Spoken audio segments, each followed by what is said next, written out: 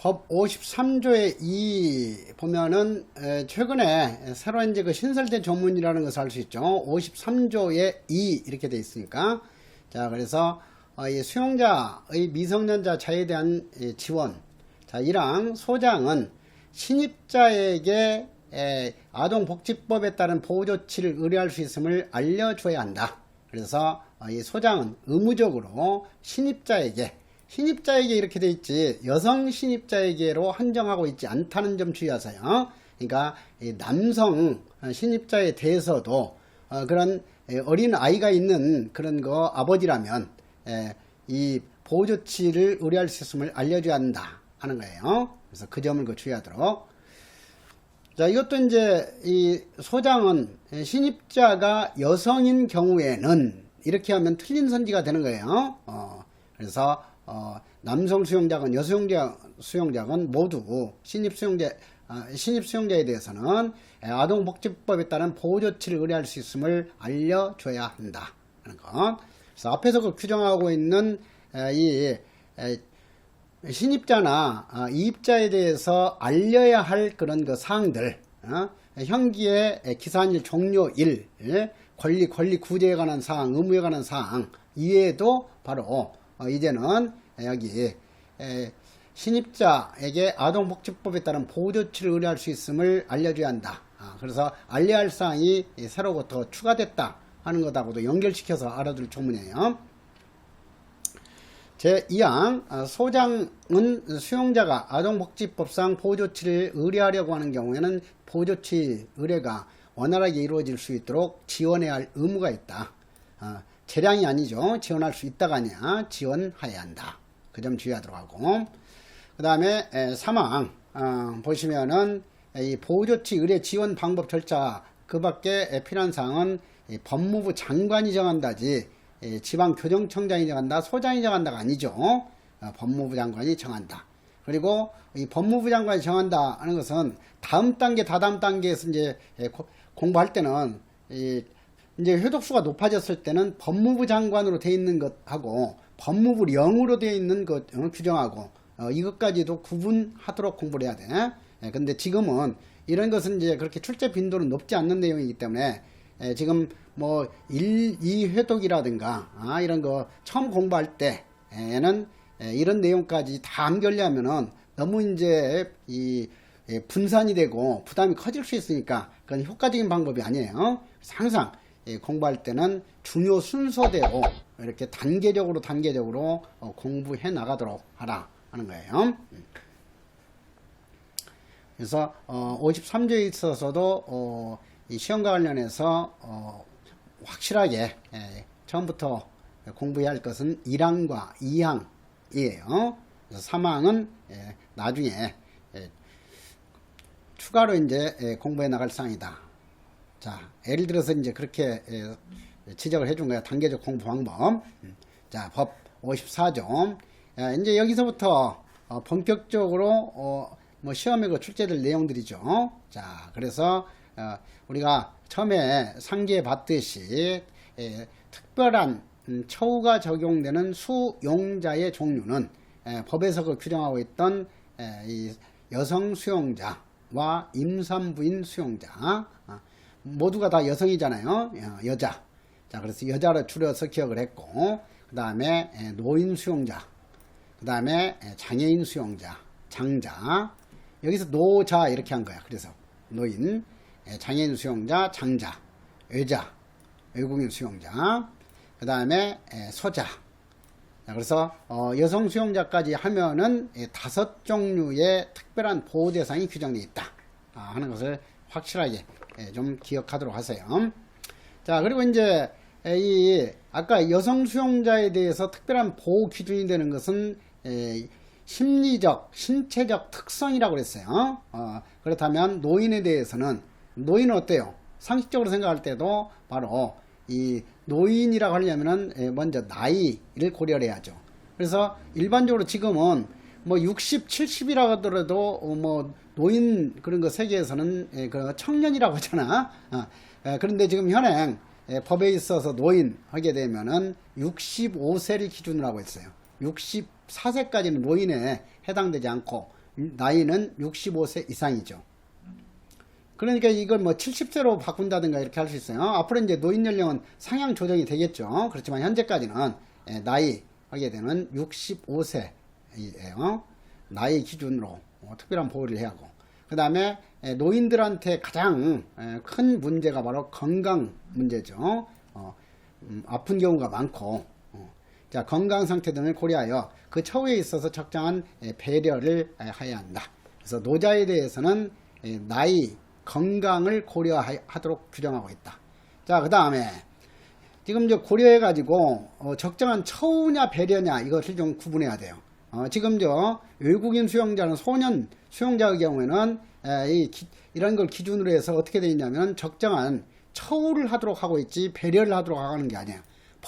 배려는 더욱더 약한 사람에 대해서 이제 특별한 여러 가지 이렇게 보호 조치하는 거 이거예요. 처우는 이제 뭐 적극적으로 거기에 걸맞는 교화 개선 방법을 적용하는 거죠. 자, 그래서 이 적정한 배려를 해야 할 대상의 경우에는 당연히 아주 약한 사람인 노자와 장애인이죠. 노장은 기준에 따라서 배려해야 하고, 그 다음에 외자, 소자는 적정한 처우를 하도록 규정하고 있다 하는 것도 이렇게 구분해서 알아둘 필요가 있죠. 그래서 연상기업법에서 그걸 정리해 놨어요. 자, 그렇다면 장애인 수용자의 경우하고 이제 노인 수용자를 뒤바꾸는 함정 문제가 출제될 가능성이 많죠. 그 기준 관련해서.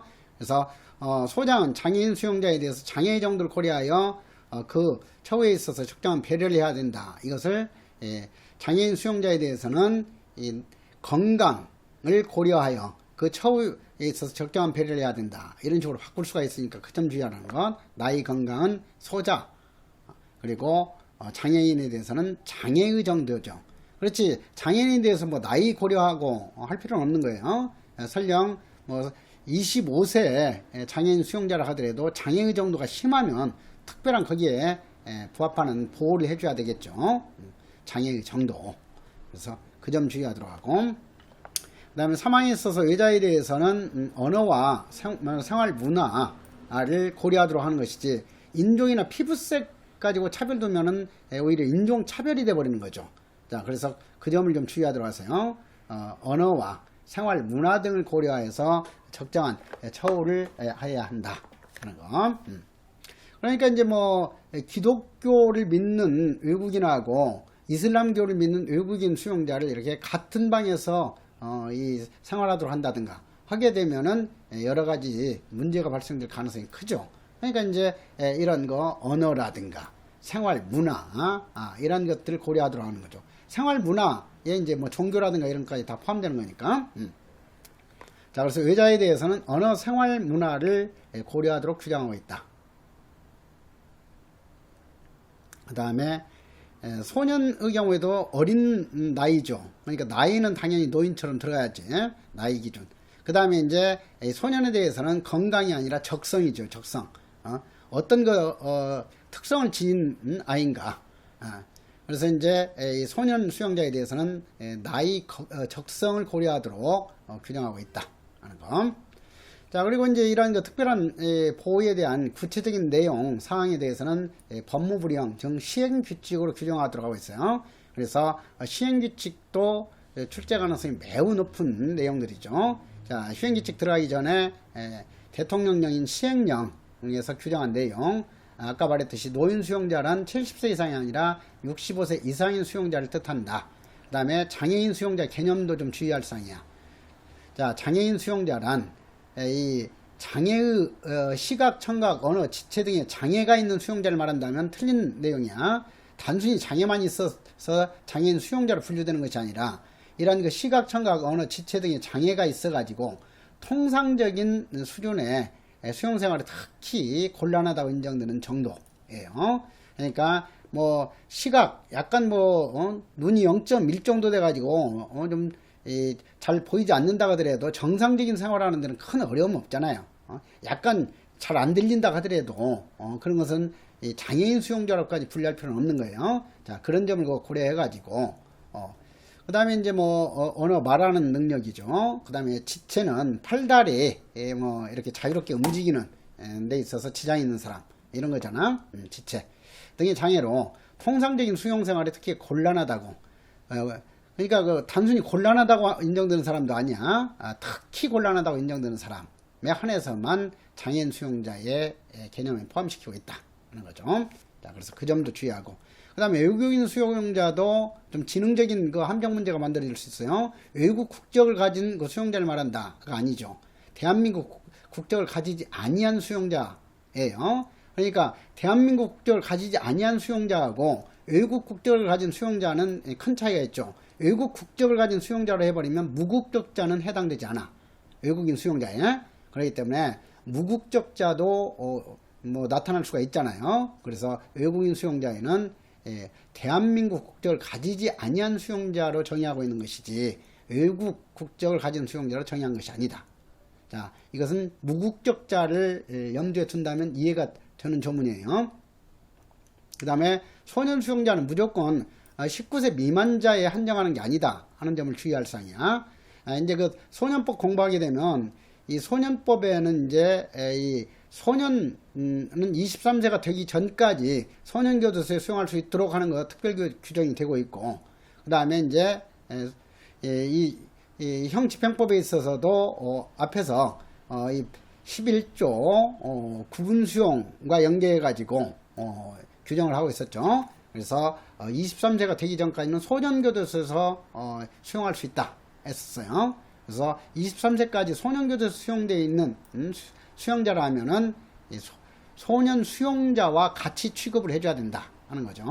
자, 그래서 소년 수용자를 하면 19세 미만의 수형자와 19세 미만의 미결 수용자를 말한다 하면 X다. 그 밖에 23세가 되기 전까지 소년교도소 수용된 수용자까지 포함하는 개념이다. 자, 그래서 이 개념 정의도 제대로 이제 이해하면서 이것을 기억해 둬야지 무조건 암기식으로 한다면은 이것은 아차하면은 헷갈려서 틀리게 돼요. 자, 그래서 그 점 주의하도록 하고. 그 다음에 이제 이어서 시행 규칙 보도록 하자고요. 자, 시행 규칙. 자, 노자에 대한 그 규정을 먼저 구분해야죠. 그러니까 이 부분에서는 노자에 해당하는 그 규정 내용인지, 장자에 해당하는 내용인지, 아니면은 외자, 소자에만 해당되는 내용인지, 이걸 구분하는 것이 가장 시험 준비에서 중요한 내용이에요. 그래서 각각 고유한 내용들 가지고 헷갈리지 않도록 해야 된다 하는 거. 자, 그래서 먼저 이 노자에 대해서 보도록 하자고요. 자, 지금 이 특별한 보호 대상이 되는 수용자에 대해서는 원칙적으로 전담 교정시설을 수용하도록 규정을 하고 있어요. 원칙적으로는 노인 수용자는 노인 수형자 전담 교정시설. 여기서 전담 교정시설은 어때요? 미결 수용자에는 해당될 수가 없어. 미결 수용자는 언제 바로 나갈지 모르기 때문에 이 전담 시설에 수용할 만한 그런 기준이 될 수가 없죠. 적어도 형이 확정돼야만이 일정 기간 동안 안정되게 이렇게 어떤 처우를 할 수 있는 대상이 되는 거예요. 그래서 전담 교정시설이 전담 교정시설 적용 대상이 되는 것은 오로지 수형자이지 미결 수용자에는 해당되지 아니한다 하는 것도 좀 파악하고 조문을 볼 필요가 있어요. 자, 43조 1항 보시면 법무부 장관이 노인 수형자죠. 그래서 노인 수용자가 아니야. 노인 수형자의 처우를 전담하도록 정하는 시설에는 장애인, 노인, 임산부 등의 편의증진 보장에 관한 법률 시행령, 이것도 다음 공부할 때는 다 지울 필요가 있어요. 그래서 이러한 장애인에 대해서는 어느 정도 그 기준으로 이렇게 시설을 운영해라, 노인, 임산부에 대해서는 어느 정도 해라 고 규정하고 있는 것이 바로 이 법률이에요. 이 법률 시행령인데 이것은 이제 반복해서 읽으면서 공부할 필요는 없잖아요. 그래서 이런 것을 지우도록 해라 하는 거야. 그래서 법무부 장관이 노인 수용자, 노인 수형자의 처우를 전담하도록 정하는 시설이 바로 노인 수형자 전담교정시설이죠. 그래서 노인 수형자 전담교정시설에는 이 시행령에서 규정하고 있는 이 편의시설의 종류 및 설치 기준에 따른 편의시설을 갖춰야 된다 하는 것. 그래서 편의시설을 갖출 수 있다로 바꾸는 함정만 여기서는 좀 주의하면 되겠어요. 그 다음에 이 노자 전담 교정시설에는 자, 이양도 출제 가능성이 매우 높죠. 노인 전담 교정 시설에는 노인 수용자 전담 교정 시설에는 별도의 공동 휴게 시설을 마련하고 이것도 이제 내가 처음부터 이렇게 공동을 개별로 바꿀 수 있다 해가지고 이제 과거에 이전에 그 법령집에도 돼 있었어요. 근데 그 다다음 해에 이제 이 공동을 개별로 바꾸는 함정 문제가 출제됐죠. 그래서 내 법령집 보지 않은 그런 학생들은 대부분 이런 내용은 다 틀렸었어요.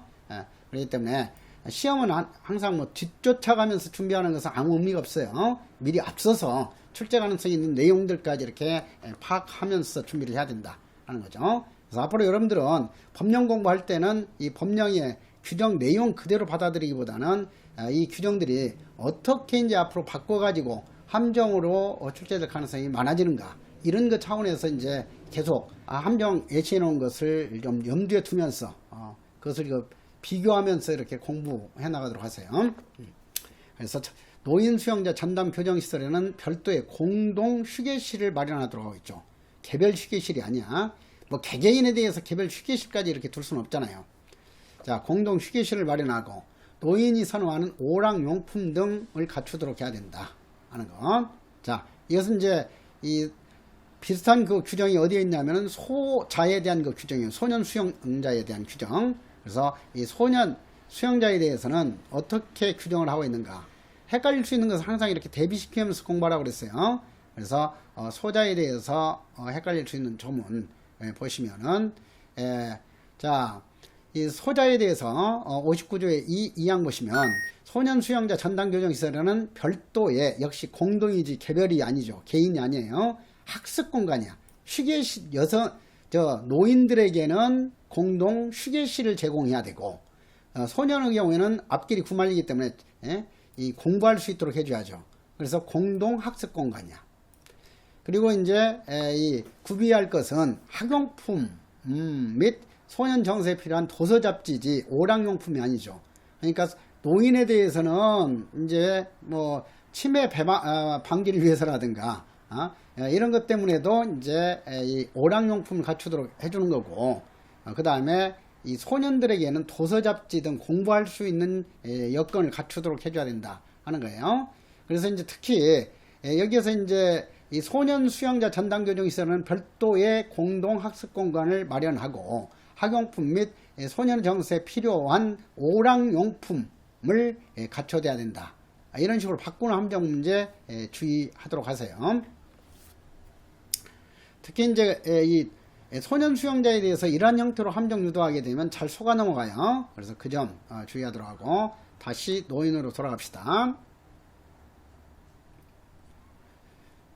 자, 43조 했고 44조 보면 노인 수용자 수용거실이죠.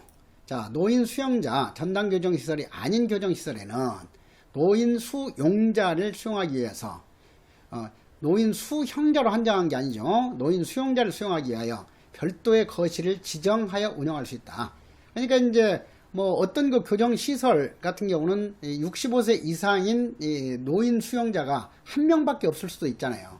그런데 이제 이런 한 명밖에 없는 것 있을 수도 있고 없을 수도 있는데 여기에 이제 의무적으로 공동 휴게실과 오락용품까지 구비하도록 하면 낭비가 될 수 있고 그러잖아요.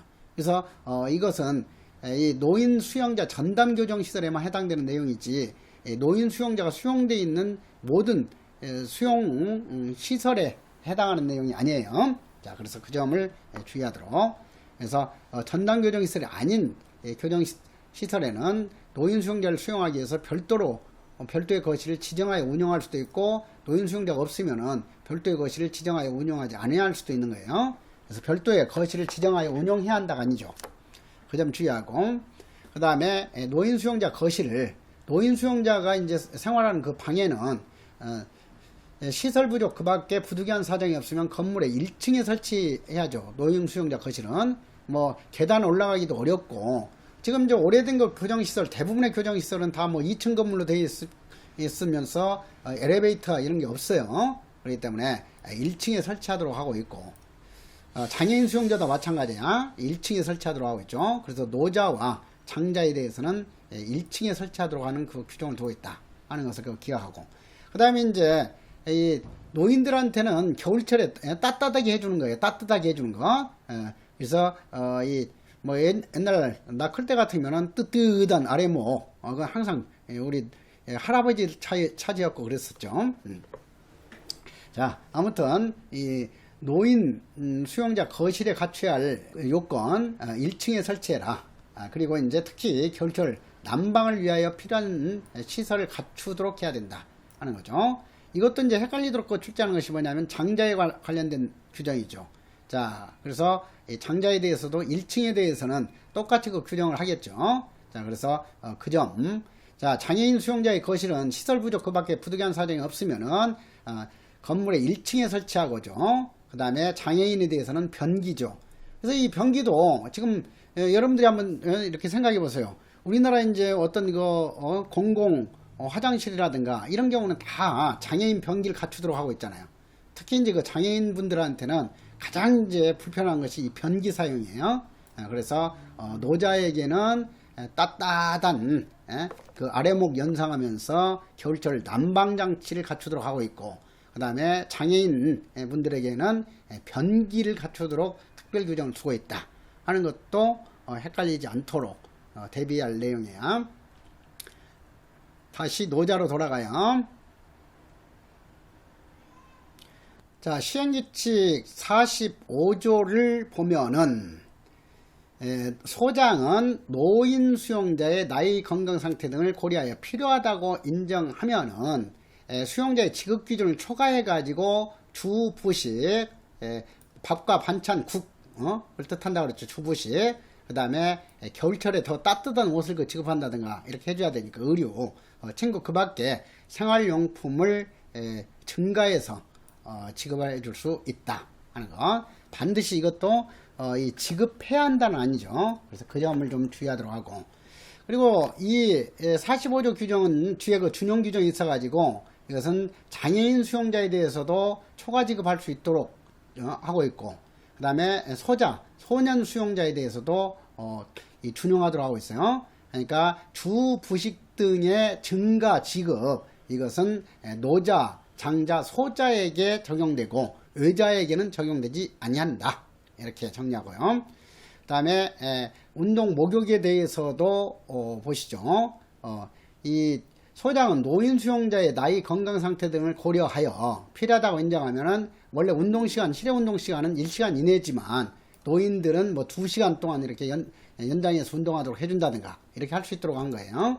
그래서 운동시간을 연장하거나, 그리고 목욕 횟수를 늘릴 수 있다 하는 거예요. 뭐 늘릴 수 있다 이런 것은 줄일 수 있다로 잘 바꾸죠. 많다는 적다로 바꾸고 있다는 없다로 바꾸는 그런 함정들 주의해야 하듯이. 자, 그리고 목욕 횟수는 매주 1회 이상이고 목욕 시간에 대해서는 제한 규정을 두고 있지 않다 하는 것도 다시 한번 여기에서 떠올려 보도록 하세요. 그래서 목욕 횟수 매주 1회 이상보다 노인에 대해서는 늘릴 수 있다 하는 거예요.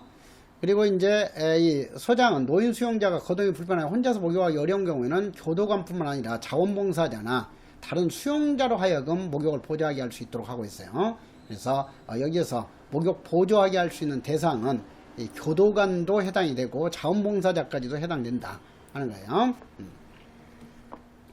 그리고 이 규정도 역시 장애인 수용자와 소년 수용자에게도 적용이 된다 하는 거야. 그래서 준용 규정까지 최근에 출제가 되기 시작했으니까 어떤 내용들은 이렇게 이 노자, 장자, 소자에게 적용이 되는지 하는 것을 좀 알아둘 필요가 있죠.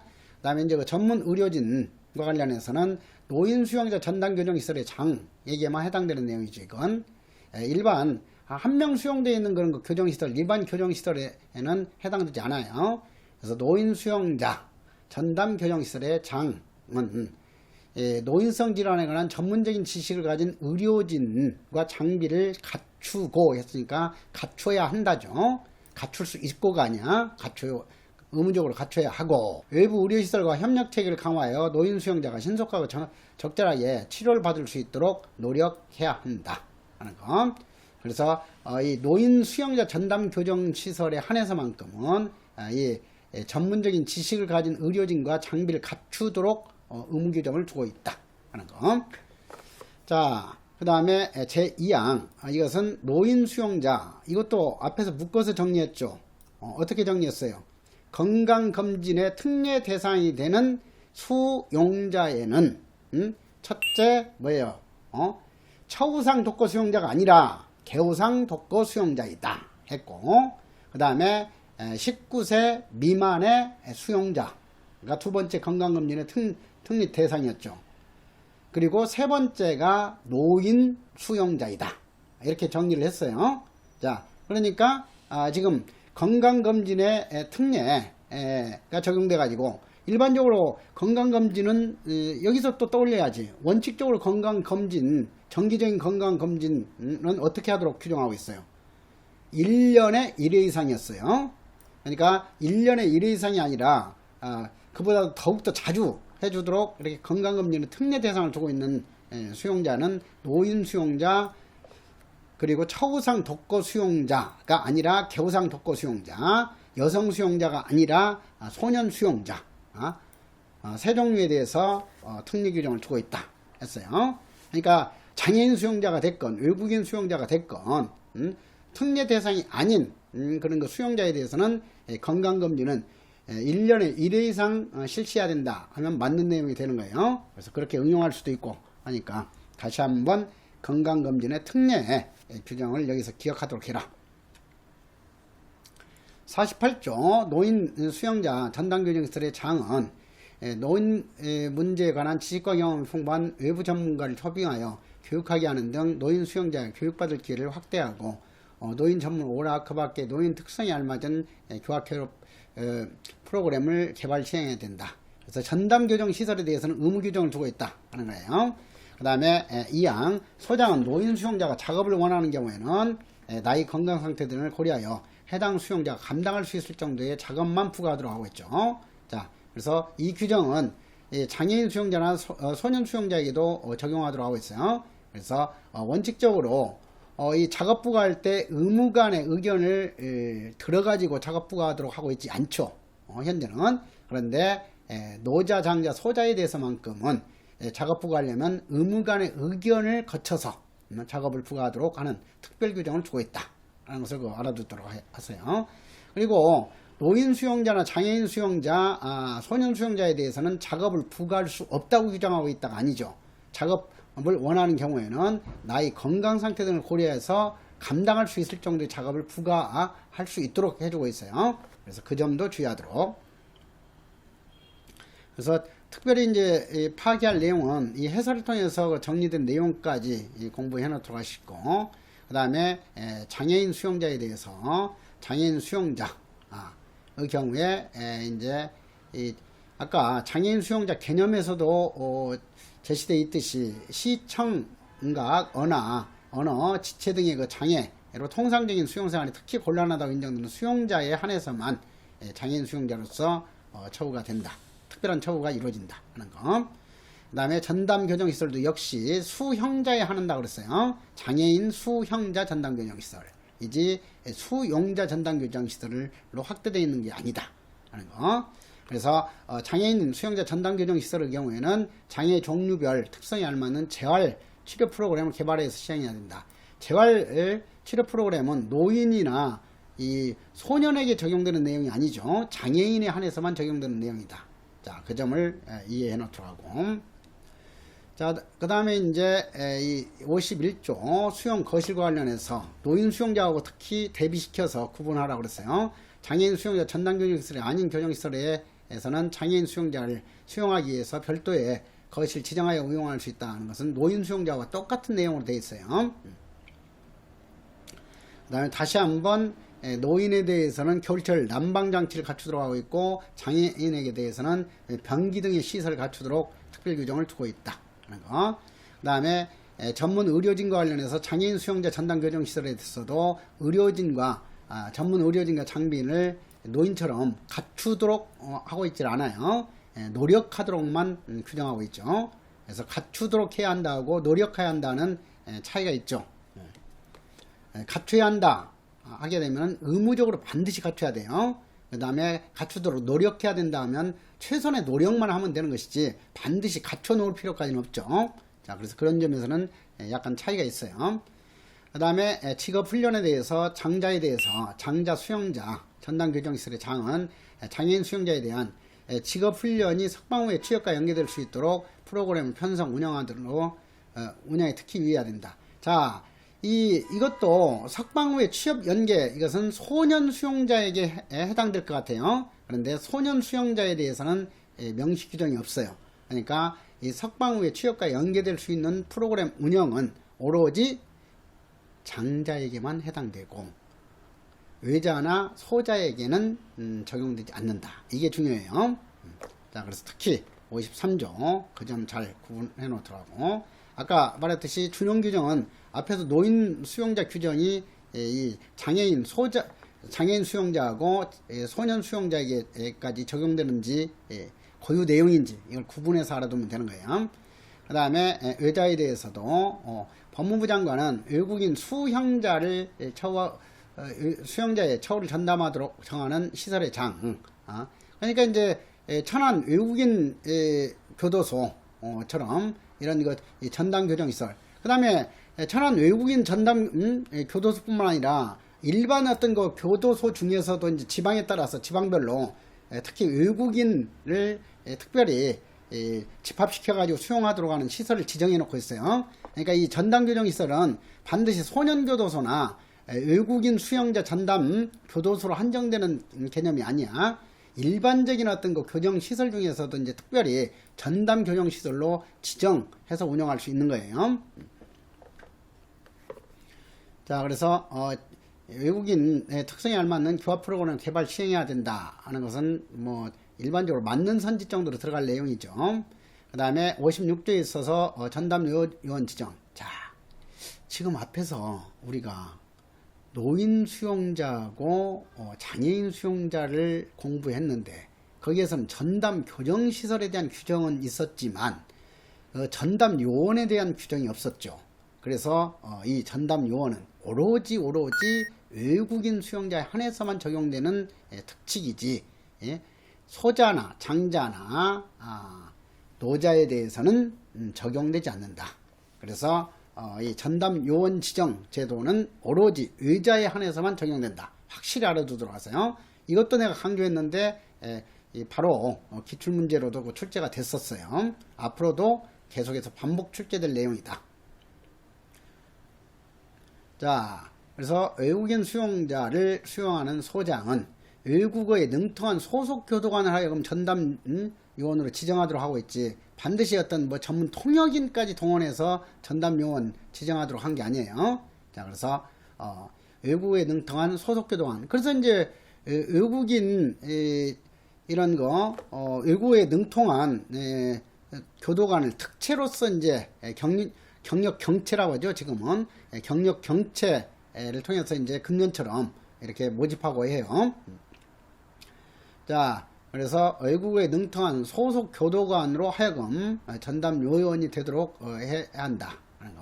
그래서 전담 요원으로 하여금 일상적인 개별 면담이나 고충 해소, 통역, 번역, 외교 공간 또는 영사관 등 관계기관과의 연락 등 업무를 수행하게 해야 한다 하는 거예요. 자, 그래서 이 전담 요원 지정, 이것은 외국인 수용자 전담 교정시설 한해서만 적용되는 게 아니에요. 일반 교도소에서도 외국어에 능통한 소속 교도관을 하여금 전담 요원을 지정하도록 규정하고 있다 하는 거. 그 다음에 외국인 수용자 전담 요원은 외국인 미결 수용자에 대해서는 소송 진행에 필요한 법률 지식 등을 제공하는 등의 조력을 해야 한다 하는 거예요. 우리나라 내국인 미결 수용자에 대해서는 법률적인 조력 의무를 규정하고 있지 않죠. 그렇지만은 외국인 미결 수용자에 대해서는 법률적인 조력 의무까지 특칙으로 규정하고 있다 하는 거. 그 다음에 57조도 비교적 출제 빈도가 높았던 조문이에요. 소장은 외국인 수용자의 수용 거실을 지정하는 경우에는 종교 또는 생활 관습이 다르거나 민족 감정 등으로 인하여 분쟁의 소지가 있는 외국인 수용자는 거실을 분리하여 수용해야 된다. 자, 여기서는 이제 이 문화로 이렇게 포괄적으로 한 게 아니라 구체적으로 종교, 생활 관습으로 해가지고 이 종교와 생활 간섭이 다르거나 민족 감정으로 인해서 분쟁의 소지가 있는 외국인 수용자에 대해서는 한 거실을 같이 수용하지 말고 거실을 분리 수용하도록 해야 된다 라는 거 규정을 두고 있다는 거. 그 다음에 2항 소장은 외국인 수용자에 대해서는 그 생활 양식을 고려하여 뭐 체격을 고려하여가 아니야. 생활 양식을 고려하여 필요한 수용 설비를 제공하도록 노력해야 된다. 그래서 이것도 제공해야 한다로 바꾸는 함정 주의하도록 하세요. 이 생활 양식을 고려하여 필요한 수용 설비를 제공하도록 노력하도록만 규정하였을 뿐이지 의무적으로 그런 생활 양식을 고려하도록 한 것은 아니다 하는 거. 그 다음에 주부식과 관련해서도 외자에게 지급하는 음식물의 총 열량은 원칙적으로 이제 음식물 총 열량은 하루에 2,500kcal였어요. 일식이 아니라고 그랬죠. 그 점도 주의하라고 그랬고 항상 일일 2,500kcal임에도 불구하고 소속 국가의 음식 문화나 체격 등을 고려해 가지고 이 칼로리를 조정할 수는 있다. 자, 조정해야 한다가 아니라는 것도 강조해 놨죠. 그 다음에 외국인 수용자에 대해서 쌀빵 그 밖에 식품을 주식으로 취급하되 원칙적으로 이제 이 쌀과 빵을 주식으로 취급하도록 하고 있어요. 그렇지 반드시 빵으로만 주식으로 취급하는 것이 원칙이 아니다 하는 거야. 그 점 주의하고. 그래서 빵을 주식으로 취급하되 이렇게 바꾸는 함정 주의하고요. 소속 국가의 음식 문화를 고려해야 한다. 그 다음에 3항 외자에게 지급하는 부식의 지급 기준은 법무부 장관이 정한다. 이죠. 그래서 이것도 최종 단계에서 법무부 장관인지 법무부 영인지까지 좀 구분하도록 공부하라 했어요. 자, 59조. 이것도 기출문제로 여러 번 출제됐죠. 자, 소장은 외국인 수용자가 질병 등으로 유독하거나 사망한 경우에는, 자, 유독한 경우에도 해당돼요.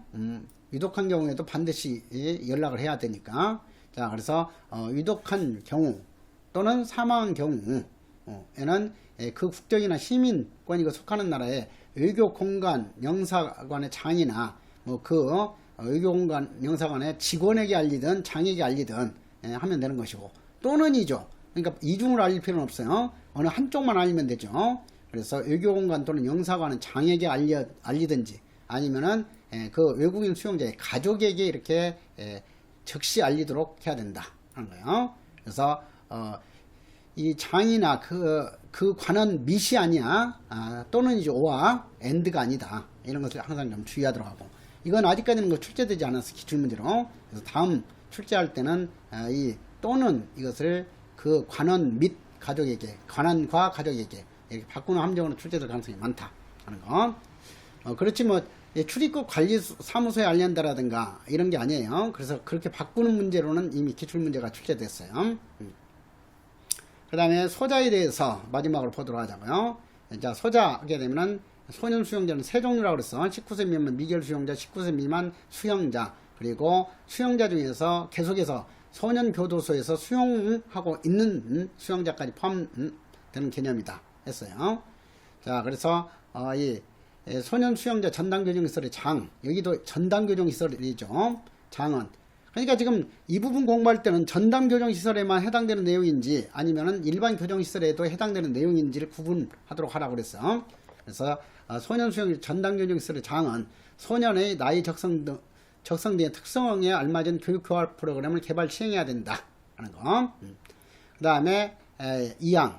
근데 지금 저 1항 같은 경우는 이 전담교정시설이 아닌 그런 거 시설에도 준용하도록 하고 있어요. 59조 1항은 준용한다죠. 그러니까 지금 59조의 제1항은 전담교정시설 뿐만 아니라 일반 교정시설에도 적용되는 내용이다. 그런데 제2항은 반드시 전담교정시설 한해서만 적용하도록 하고 있죠. 자, 그래서 일반 교정시설에는 별도의 공동학습공간 마련할 필요가 없어요. 자, 그래서 그 점. 그래서 이 소년 수용자 전담 교정시설에 한해서는 별도의 공동 학습 공간을 마련하고 도서 잡지 등을 갖추어둬야 한다. 자, 그래서 제 2항은 다시 한번 일반 교정시설에는 해당되지 않고 전담 교정시설에 한해서만 적용이 되는 내용이다. 그 다음에 59조의 4 전화 접견. 이것도 지금 앞에서 노자, 장자, 외자에게는 규정이 없었던 내용이죠. 접견 전화. 자, 그래서 접견 전화도 소자에 한해서만 적용되는 내용이다. 사회적 처우도 역시 소자에 한해서만 적용되는 내용이죠. 그래서 아까 장애인 수용자에 한해서만 취업, 석방 후 취업 알선이 적용된다고 그랬어요. 그렇듯이 접견, 전화에 대한 특칙과 사회적 처우는 소자에 한해서만 적용되는 특칙이다. 자, 그 점 이해하면서 59조의 4 보면은 소장은 소년 수용자 등의 나이 적성 등을 고려하여 필요하다고 인정하면은 지금 원칙적인 그 규정은 뒤에 공부하게 될 거예요. 이것도 아직 그 진도 나간 부분이 아니야. 그래서 개, 완, 일, 중. 지금 접견 횟수는 앞으로 이제 공부할 때 이제 수형자의 접견 횟수는 4, 5, 6, 1일 1회이다. 이렇게 기억하도록 뭐 제시되어 있어요. 아무튼 그때 이제 다시 한번 공부하게 될 텐데 개방 처우급 수용자는 1일 1회 접견이 허용되도록 되어 있고, 참 이것도 앞에서 그 접견에서도 한번 언급이 됐던 내용이죠. 자, 다시 한번 또 복습하도록 하자고요. 개방 처우급 수용자는 1일 1회고 완화 경비급 처우 수용자는 월 6회, 일반 경비 처우급은 5회, 중경비 처우급은 특별한 혜택이 주어지지 않기 때문에 가장 낮은 단계 처우만 적용되는 최하급 수용자이기 때문에 원칙적인 접견 횟수만 보장해 주는 거야. 월 4회. 자, 그래서 4, 5, 6, 1일 1회이다. 이렇게 기억했던 거고. 그 다음에 이제 이 전화통화의 횟수도 2, 3, 5회 이내이다. 이렇게 기억했어요. 그렇듯이 이제 개방급은 5회 이내고, 완화급은 월 3회 이내고, 그리고 일반급과 중경비 처우급의 경우는 특히 필요한 경우에 한해서만 예외적으로 월 2회 이내로 전화통화 허용하도록 규정하고 있었다 하는 것도 1차적으로 예습했어요. 그리고 또 뒤에 수용자의 처우 규정에서 다시 한번 자세히 공부하게 될 거야. 자, 그래서 이 소자에 한해서만큼은 이 접견과 전화통화를 늘릴 수 있도록 특히 규정을 두고 있다 하는 거. 그 다음에 사회적 처우와 관련해서도 원칙적으로 모든 수용자에게 적용되는 사회적 처우뿐만 아니라 이제 소년 수형자에 대해서 이런 게 사회적 처우는 수용자 모두에게 적용되지 않아요. 수형자에 한해서만 적용되죠. 자, 그래서 이 사회적 처우도 소년 수형자에 한해서 소년 수용자 등의 나이, 적성 등을 고려하여 필요하다고 인정하면 소년 수용자 등의 이 원칙적인 그 사회적 처우의 내용인 사회견학, 사회봉사, 외부 종교행사 참석, 외부 문화공연 관람 이외에도 바로 이 발표회나 공연 등 참가 활동을 할 수 있도록 해줄 수 있다 하는 거죠. 자, 그래서 이 소자에 한해서만 적용되는 고유한 특칙 규정 59조의 4와 59조의 5 기억하도록 하고요. 그 다음에 준용 규정을 아까 모아서 정리했죠. 그래서 이렇게 해서 이제 여러분들이 공부하게 되면 특별한 보호 대상 9급 같으면은 아주 크잖아. 20문제 중에서 한 문제에서 두 문제가 여기 출제되고, 그 다음에 7급 같은 경우에도 25문항 중에서 한 문제에서 두 문제까지 일반적으로 출제가 되기 때문에 아주 효율성 높은 그 공부 시간이 됐어요. 자, 그러면은 다음 시간에 이제 지금 OX 핵심 척도는 반드시 복습했다고 생각하고, 다음 시간에는 이제 전체 법 조문 중에서 출제 비중이 가장 높은 것이 바로 이 제8장이에요. 수용자 처우. 그래서 다음 시간에 수용자 처우에 대해서도 자세히 공부하도록 하자고요.